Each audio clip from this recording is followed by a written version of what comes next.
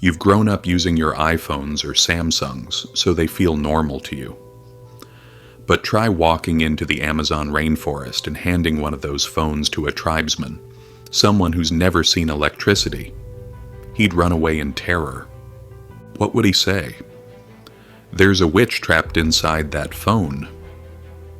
He might say, that man holds something the size of his hand, and inside it all kinds of voices and faces appear. Different voices, different people, all coming out of that small device. It can show anything you want, any image, any sound. And what would he call it? A haunted mirror. So, for him, would that be science or would it be mysticism? This topic, we actually discussed it 7 or 8 years ago. I don't even remember exactly when. Back then I was teaching physiognomy at the Institute of Business Management, and later, we formed a club called Raising Children with Virtue. Later on, we established a club called Raising Children with Virtue, and I also began working with a group from the high-quality Vietnamese goods program, along with a number of journalists. It was the journalists who first brought up this question to me. And soon after, members of the high-quality goods group asked the same thing. You see, once people start making good money, superstition often begins to take root. Once people started earning more money, they began visiting temples more and more. And the journalists, seeing all this, came to me with a question. Is all this temple going really the right path? They weren't sure. They were confused. So they gathered a group, dozens of people, including folks from the high-quality Vietnamese goods community and members of the press. And they all asked me to talk about this topic. That's when I sat down and put together this talk, a reflection on spirituality. This is just my perspective, what I've experienced, and now I'm sharing it with you. So, as you know, spirituality has two sides. One is conscious faith, the other is blind belief. The question is, do we actually understand our spiritual beliefs? If we don't understand, it's superstition. If we do, it becomes conscious, genuine faith. Faith means belief, but belief with understanding, that's real faith. Belief without clarity is just confusion. So when you go to a temple and light incense, do you really understand what that act means? When you mumble a prayer in your mind, do you know what those words truly mean? And when you direct that prayer toward the statue above or the God surrounding you, do you actually understand how those entities are believed to operate? If we don't understand, then most of it is just superstition. Don't worry though. Honestly, 90%, maybe even 95 to 99% of the world lives in that space. You're in the majority. So if you go to a temple or a church and your belief is a little superstitious, it's okay. You're with the majority. Be proud of that. Let's start by asking, what exactly is spirituality?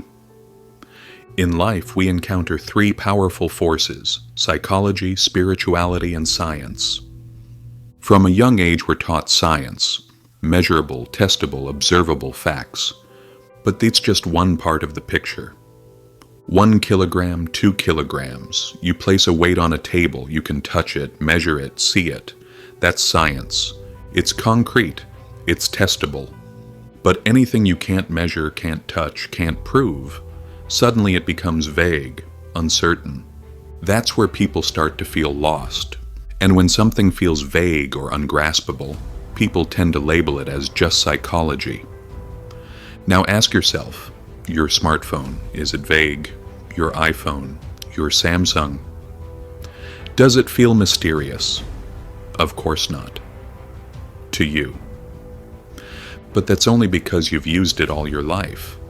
Take that same phone into the Amazon rainforest. Hand it to a tribesman who's never seen electricity. He'd run away in fear. What would he say? There's a witch inside this thing. He might say, that guy holds something the size of his hand and people come out of it. Voices, faces, images. Whatever he wants, it appears. And what would he call it? A magic mirror. So for him, is that science or is it something else? That's spirituality. See that? It's simple, but we rarely notice it. If something can be measured, touched, or tested, we call it science. But the moment it slips beyond our grasp, we toss it into the category of spirituality. And between science and spirituality, there's this hazy space, something blurred, something in between that people still accept. Take dreams, for example. Everyone accepts that dreams exist, even though we can't touch them. Same goes for your thoughts. You can't touch them either. So what do we call the study of dreams, thoughts, feelings? We call it psychology. Psychology sits in the middle ground. It's this half-defined space everyone acknowledges, but no one can fully prove. You can't measure it like you measure weight or temperature. It's always a little blurry, a little abstract. You strap on a device and see your brainwaves spike. Sure, you know there's electrical activity happening. There's energy flowing through your brain. But what is the person thinking? No idea. Still, we accept that thoughts exist. Emotions, feelings, dreams. Yes, we know they're real. And what's a dream, really? Just a thought that happens while you're asleep. And honestly, it's not that different from the thoughts we have when we're awake. So what did we do? We gave all of that a name and called it psychology. It's the unfolding of the mind, how it operates, step by step, that allows us to extract patterns we can apply to human behavior and society. This is the in-between zone, the bridge between science and spirituality. Spirituality deals with laws and phenomena that are far more obscure. They're mysterious. Or sometimes they're strikingly clear, but so few people witness them that they're still pushed into the realm of the mystical. Take reincarnation, for example. Tibetan lamas are said to reincarnate again and again. But how many people can actually prove that they too have reincarnated like the lamas? Very few. Around the world, there are maybe a few hundred well-documented cases, clear as day. But for the rest of us, we grow up and forget everything about our past lives. We don't remember a thing, so people dismiss it. They say, reincarnation, that's just spiritual stuff. But imagine this. One day, you grow up, and thanks to some new technology or method, someone taps into your brain and, boom! All your past life memories come flooding back. No gaps, no forgetting. Now let me ask you, at that point, would reincarnation be spirituality or science? It would be science. Let's talk about forgetting. Just forgetting. Think about yesterday. How much have you already forgotten? A lot, right? Now stretch that over a year. How much more slips away? And over 70 years? How much do we forget then? So when we die and are born into a new realm, we forget a great deal. In fact, during the first 3 years of life, we still remember. Yes, we remember. But we can't speak. We haven't learned how. So by the time those 3 years pass, that memory begins to fade. We can't communicate. We're just starting to babble, to learn a new language. And as we pick up the new, we forget the old. Try this experiment. Take someone and teach them a new language, non-stop, for 3 years. Then throw them into the new environment where no one speaks that language, and leave them there for 30 years. You'll see. Those 3 years, completely erased, not a word left. So even within one lifetime, this kind of forgetting already happens. No matter how fluent you are in any language, once you die and are born again, those first 3 years are enough to wipe it all away. That's why most stories of reincarnation come from children under 10. At that age, they speak with striking clarity, recounting past lives in detail. But as they grow older, the memories fade. By their 20s, they might say, I remember only fragments now. I used to recall everything, the places, the names, the moments. But it's all blurry now.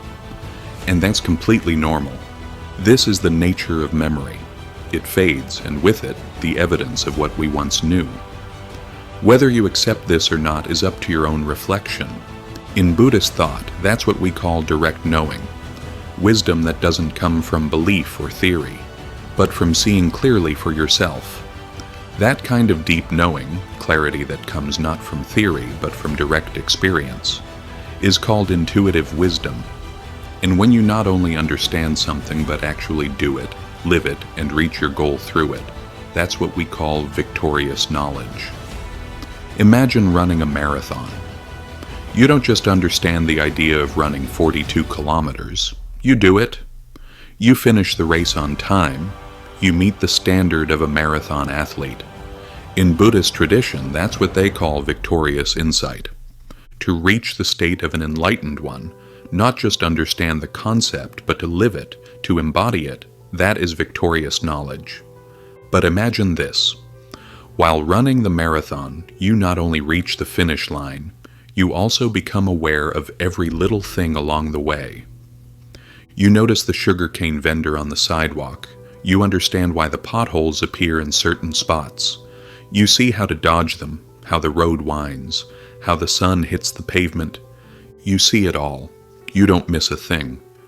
Now, if you reach the finish line, that's already a victory. That's insight through mastery. But if you understand everything along the way, every phenomenon, every cause, every detail, that's something else. That's full realization. In Buddhist philosophy, it's called comprehensive insight, the ability to perceive the totality of things, not just the destination. People who are naturally curious, intelligent, and observant, those who look deeply into how everything works, are the ones who can touch this level of realization.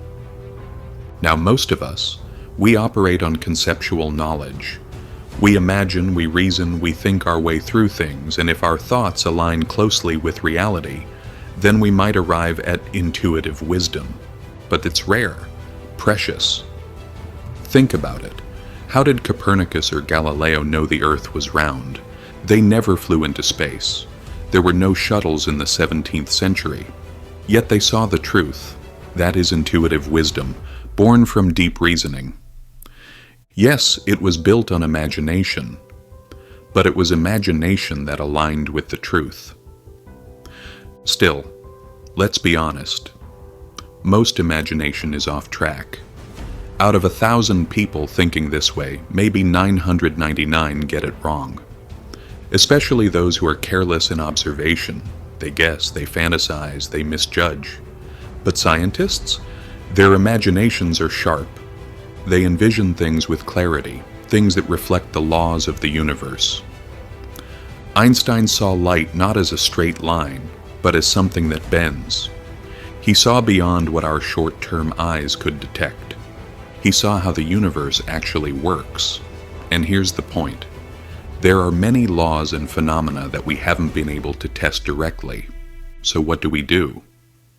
We label them spiritual. We often call these people spiritual practitioners. But to them, what they experience feels completely real. Sometimes it comes from deep reasoning. They work it out logically.